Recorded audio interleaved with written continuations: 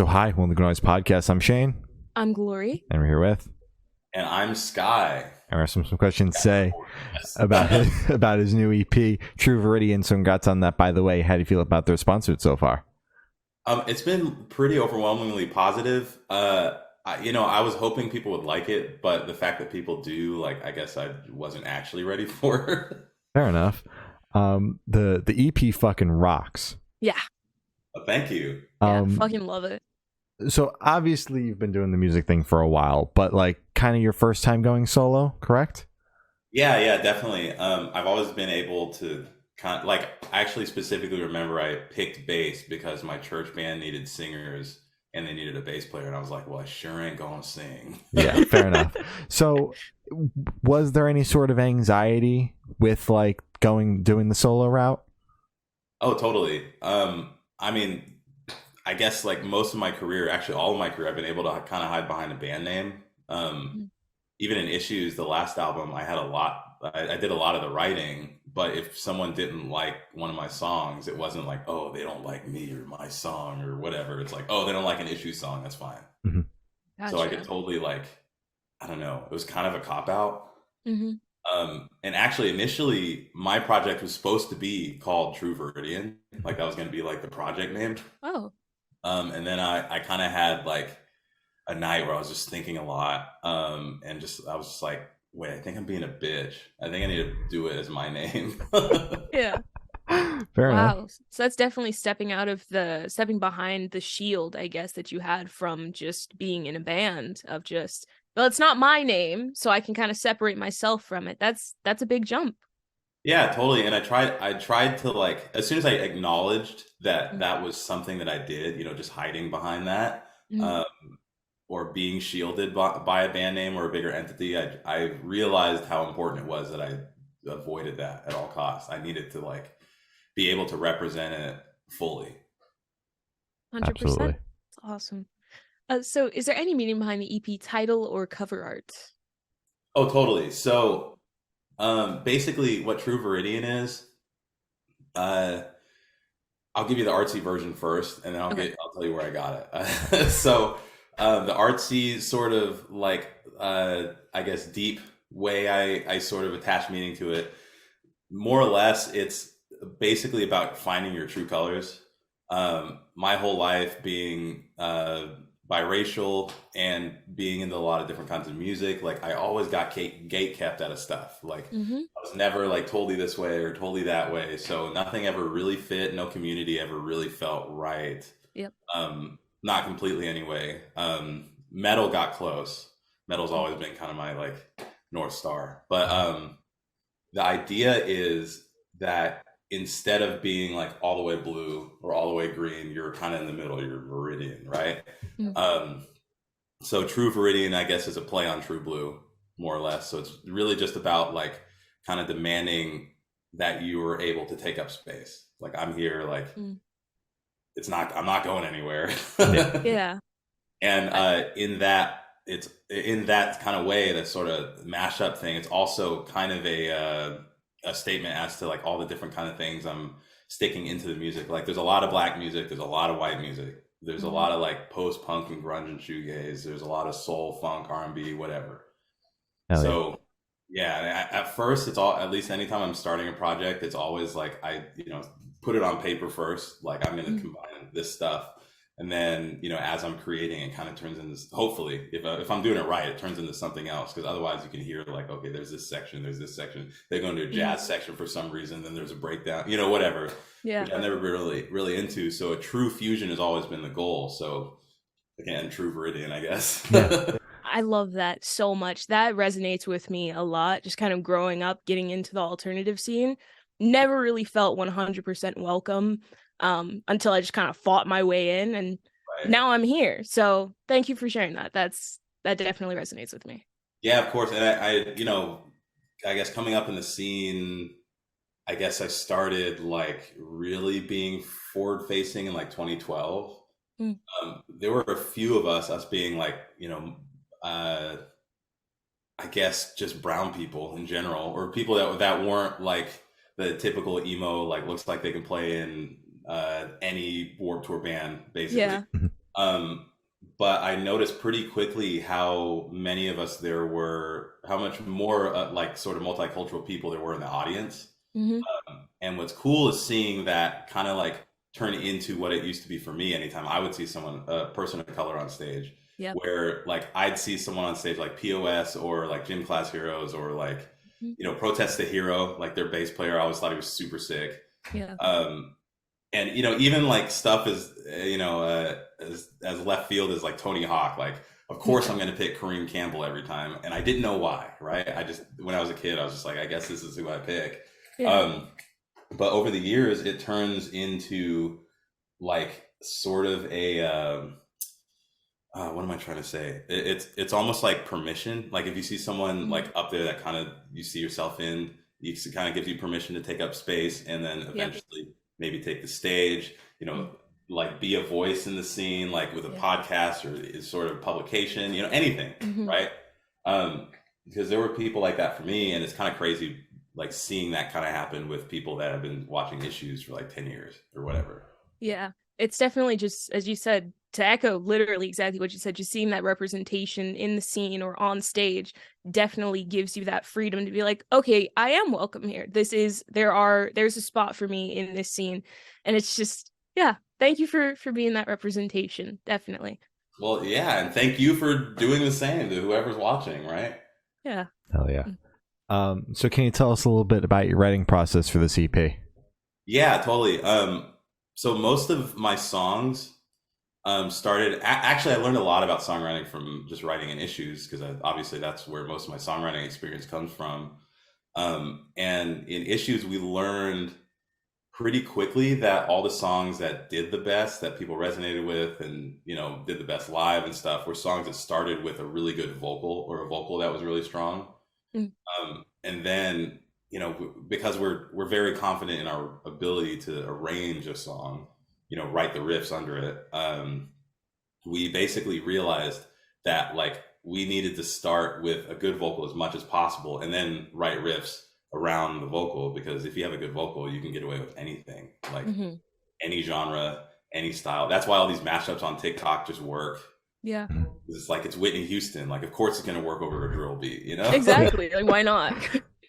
But yeah, so with my stuff, I kind of did the same thing. I didn't really know how I wanted the arrangements to feel, like the instrumentals to feel at first. So I just wrote over a piano loop. I just like, I'm not the best piano player, but I can plunk around, and I'd write like 4 chords or steal something from a gospel song or something, right? And flip around like the 3rd and the 4th chord so no one knows. Right, so I would do something like that, loop the piano for like 4 minutes, write the entire song, like the whole vocal. And I'd imagine in my head, like, okay, this is not supposed to be a ballad, so I want to write rhythmically. I want to write like as sort of like with as much pulse and pace as I possibly can, if that's the vibe, right? Yeah. And just trust that eventually this sort of piano, like really soft, sad song is going to be a bop eventually. And then after I get a vocal, like it's either, at first it started with just me going to my brother's house out here in LA. He is a producer. Issues fans know him as Scout. Other people know him as Low File. But he's like really accomplished in his own right. He won a Grammy for being on the Her album, and it's on the last Jack Harlow album and stuff. Like, I'm very blessed to be related. Yeah, that's crazy. But yeah, we kind of like, because also like a lot of people don't know the whole Issues formula, the whole Issues sound came from him. He was initially hired by Tyler Carter to write some music for Tyler to sing over. And yeah, that's kind of like how it all started. So I knew he could help me do some weird shit.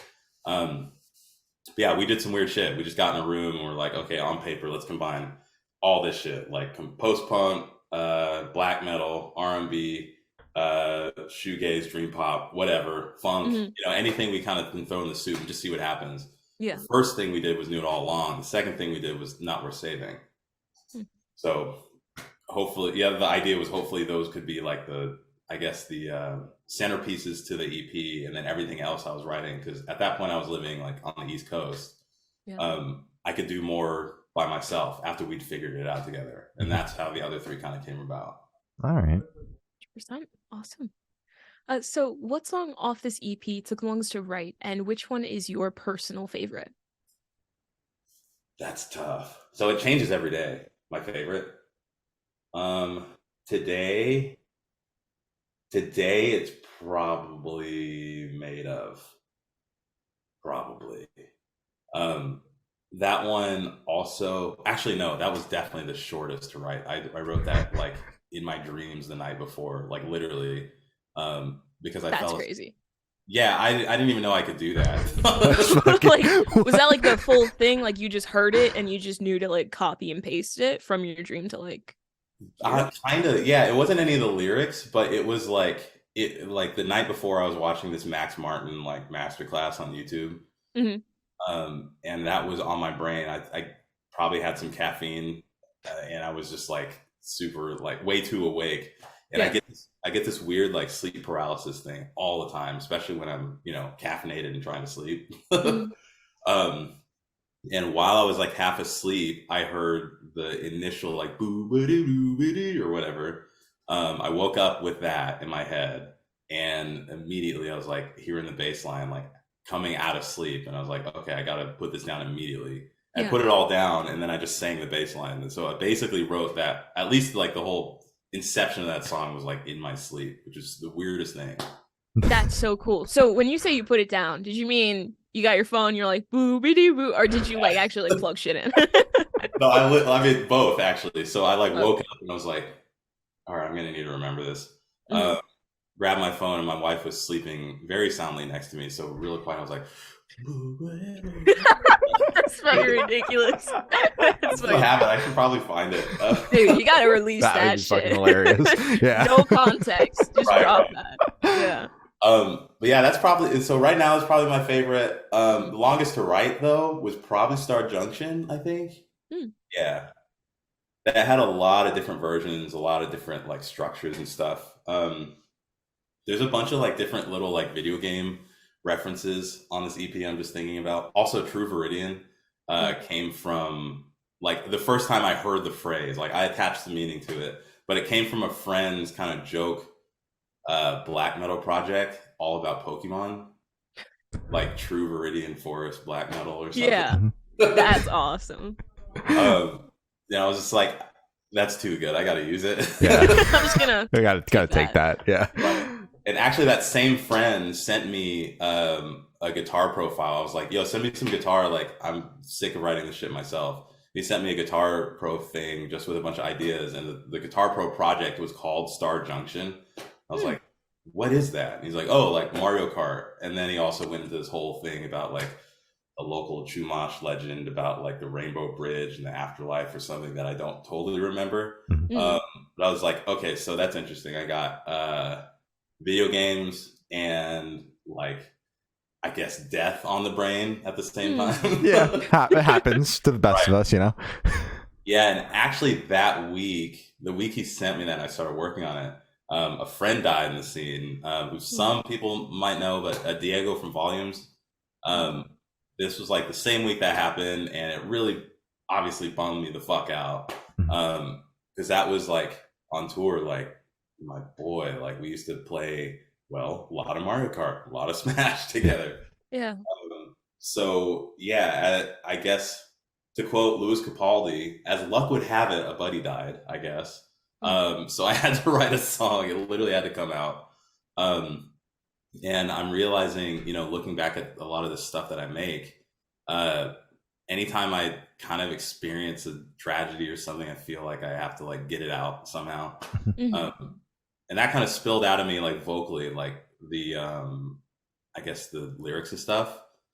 And a lot of it too is kind of about how like, sometimes when a friend dies and you don't, they're not like immediate family, right? At least for me, I get like some kind of weird sort of, this weird sort of contradiction in where it's like, did I really know them well enough to be this sad about it? Yeah. Like, is this disrespectful to even like need to express myself? Like, I don't know. I feel like maybe a lot of people feel that way, but I definitely feel that way every time. I don't know why.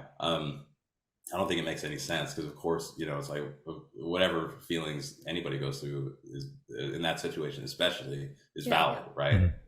But yeah, so that there's a lot of like basically just like, what the fuck do I do now in that song, as well as Mario Kart. Yeah, absolutely. So I want you to tell us your favorite lyric off this EP and what it means to you. My favorite lyric. Mm-hmm. Oh, that's tough. Let me think. Probably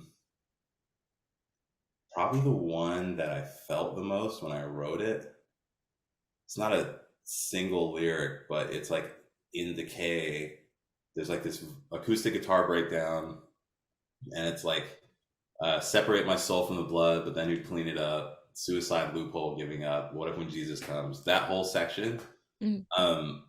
That was like, I probably wrote that March 15th, 2020. Like, oh wow, damn, literally like the worst couple days in live music history since I've been alive, right? Yeah. And it's kind of, I guess it kind of just makes sense that like, if your whole life is about one thing, which I guess like, it's a little bit toxic now that I think about it, where it's like, you gotta want this, you gotta be willing to starve or whatever. But like, that's just how I'm programmed, because of that, maybe because it's true. But like, music has always been like an obsession. So all of it stopping, especially in the way that it did, like March 13th, Issues was supposed to do that Dance Gavin Dance tour. We showed up at the venue, and in traffic, we were like checking the news, and Live Nation was like, hey, by the way, live music's canceled for the foreseeable future. That's fucking like, crazy. Yeah, crazy timing. Yeah. The fact that you were literally on the way and then got that news, that's heartbreaking. Yeah. Yeah, we were like, it was kind of a crazy time because I was staying at my brother's house, and actually in between, I was working on stuff for True Viridian still, and staying at his house like the few days before that show, because we'd driven across the country for like 3 days, and we got to LA like 2 or 3 days early just to like kind of like hang out a little bit. And I was just kind of like, I don't know, like anytime something really traumatic happens, I feel like I'm traveling and I get to watch it like just all unfold. Yeah. That was one of those times where I was going across the country. I'm hearing a little bit about COVID, and I'm like, okay, yeah, whatever. It's just another like thing that, you know, fucking sucks or whatever. It'll go the way of everything else. And then I get to Ty's house, and they cancel the NBA while I'm watching it. And I was like, I don't know if the show's gonna happen, dudes. Yeah. That's crazy. Yeah, that was pretty rough. Sorry, go ahead. We've had a couple of conversations with artists, and it's always been like, we were in the middle of a tour and this shit sucked, but like you guys were literally about to start the tour on the way to the first fucking show, and it was just like, nope, everything is over. Like, we haven't gotten that perspective of that situation yet. Yeah, it was like, it was a whirlwind. Yeah, I can only imagine. But yeah, so I guess like all my stuff is melodramatic, and I kind of just embrace the drama, right? So I get home after this, and of course I'm thinking like, okay, my whole life is over, at least for now. I'm gonna throw all my optimism out the window and just throw it all down on paper, because first of all, I'm inspired as hell because I was already working on Not Worth Saving with Ty. And then I'm also bummed as hell because now it's like, what do I do? Just like drink because I'm bored for the next 2 weeks? Yeah. Oh, yeah. 2 weeks. Oh. It's still 2 weeks to stop the spread. I don't know. Oh my god. So would you be able to tell us where your headspace is at while you're creating this EP? Oh yeah, I guess the biggest thing I want to do with it, like anytime I'm writing a song, I feel like the most important thing is that I feel it, because if I feel it, then hopefully someone else will, hopefully to the same level. And I feel like the biggest thing I do for myself, just to try to make sure everything's on the levels, I just listen to a ton of different music, a ton of different like styles, and try to keep up on new stuff, check out old stuff. Because as long as my brain's on input, then if I'm writing a song and I get stuck, then I can always like, you know, like, I guess look through my catalog of shit that I just listened to in my head and go like, oh, this is probably how they solve that problem. This is how they probably solve this problem.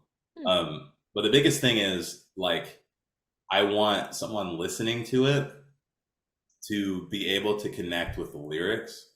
And I want the instrumental to support that. And it's got to be dramatic. It's got to be like, it's fucking like, Twilight, like Team Edward as fuck. Yeah. That's just the shit I like. I just like drama and I guess just over the topness, Yeah. It is real, but it's emphasized, I guess. Exactly. Yeah. Makes sense. Love it.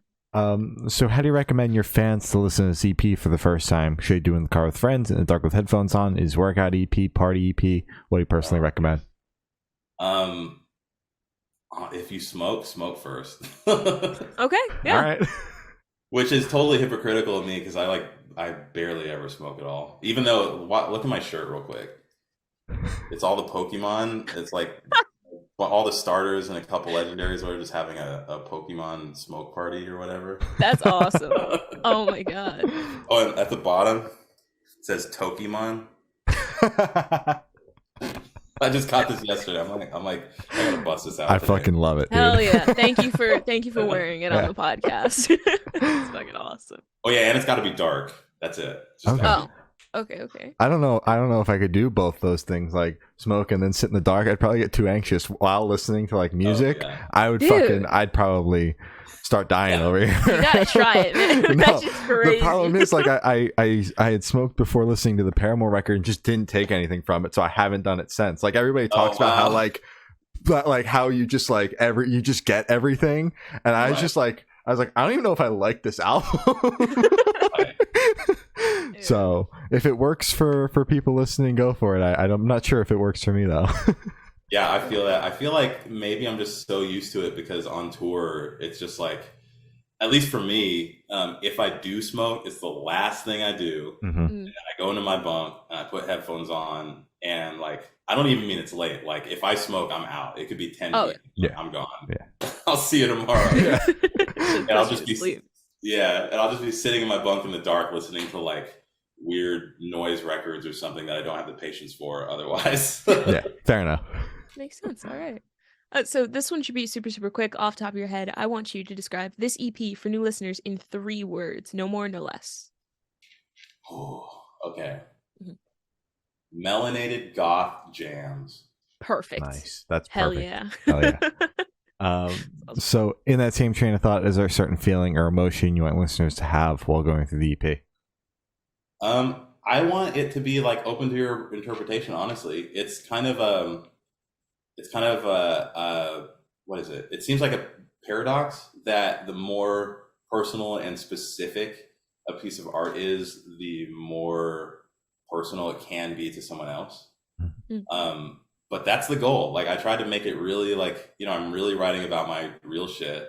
I'm really writing about like stuff that like I'm feeling about, I'm thinking about. And a lot of times it's stressing me out putting the lyrics down because I'm like, God, I'm going to have to sing this and like talk about it and explain it. Like someone's going to ask me about how I'm feeling. It's really tough to be vulnerable, but I did that so that hopefully like someone will connect with it the same way I do. That's Really great. good. Yeah, definitely have to be open to at least like start the conversation. For sure. Makes sense. So are you able to talk about any particularly challenging or standout moments from the creation of this EP, positive or negative? Yeah, I suppose a big challenge, at least at first, was just getting the sound figured out, because I knew what I was listening to. Like my playlists are like chaotic as fuck. Like I have a kind of mood board playlist on my Spotify called like True Viridian Mood Board. I renamed it and repackaged it just so people could know what it is. But really, that's just my like inspiration playlist leading up to the EP. It's literally just the stuff I was listening to try to get my brain going.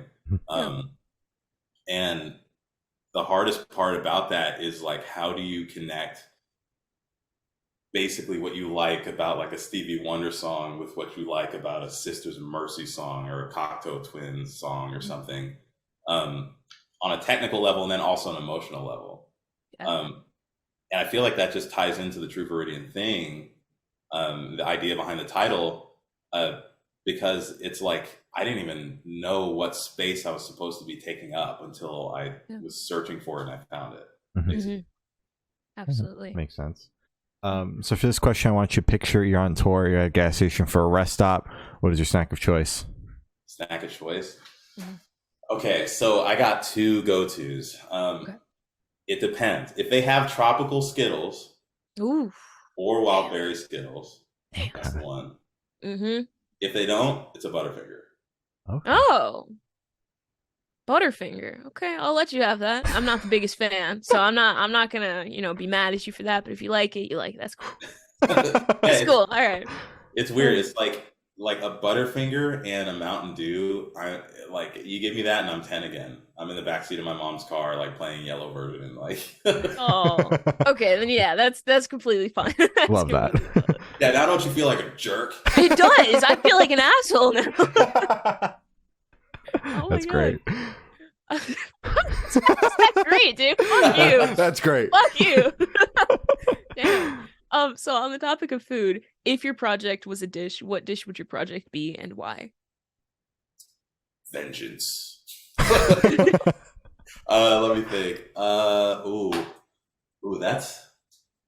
That's a really hard question because it can't just be a favorite food. It's got to represent it. Okay, so it would be chicken and waffles because it's like a special occasion kind of food. It's like way over the top. But then like perfect. All the combinations of things. Exactly. Salty, sweet, fluffy, crunchy. It's perfect. So, I didn't even think about that when I said chicken and waffles, but now I'm like, yeah. All come together now. It makes sense. Oh yeah. So for the last couple questions, we're going to shift completely away from music and go straight to death row. Boom. So if you're on death row, what would your last meal be with a drink? It would be, there's a place out here, a soul food place called Doolin's.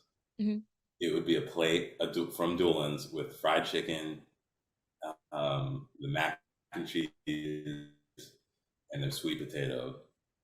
And the drink would be sweet tea. Nice. Fuck yeah. Sounds like heaven. Yeah.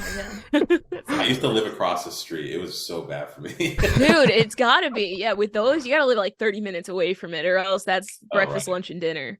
Oh my god. So if you could live in one fictional world for a week, where would you live? Oh man. Killing me with these. That's a hard one too. I would probably live. Oh, come on. I keep talking about Pokemon, but I would definitely live in Pokemon. Okay. Because all my other favorite franchises are like dystopian. Like, I don't want to live in like, Breath of the Wild world. That'd be awful. Yeah. Or like, Lord of the Rings, like the whole war thing, the orcs. Well, the Hobbits. I guess, okay, the world of the Hobbits. Shire. Then like, destruction is imminent, right? Yeah, that's fair. Yeah, that's fair. Absolutely. So I have none of us in the last question. Every single person that we've spoken to have said that it is the most important question. What's your favorite color? Purple. Specific shade of purple? The one on the cover. There you go. Nice. We'll take it. Tying it all back together, full circle here. Hell yeah. Check this out. Also, like this is how long I've been planning this project. Oh my god. So I had this signature base is from like years ago. Yeah. I knew it. You knew it. Yeah. Knew it. Deep down, you always knew. Yeah. Yeah. Also, I have probably like, if I had to guess, 4 or 5 pairs of purple and green shoes from different issue stores. Oh my god. This has been like years in the. I didn't know when it was going to happen, but I always knew I was going to do some project, but the whole thing was going to be purple and green. And I guess I should probably make my base purple and green. Yeah, it was probably deep get used rooted. to the colors. Yeah. Yeah. So as I said, that's all the questions you have today. Is there anything that you would like to plug?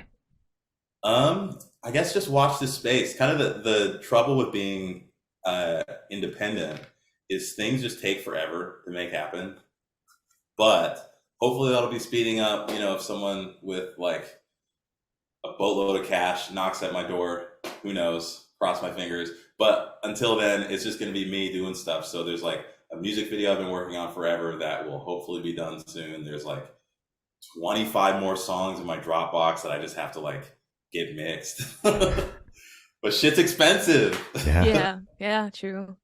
So yeah, there's just a lot getting ready to happen. I'm just slow because I'm but one man. But watch this space. All right. Well, thank you for sound. It's been Skyler Acord, and we have been the Good Noise Podcast.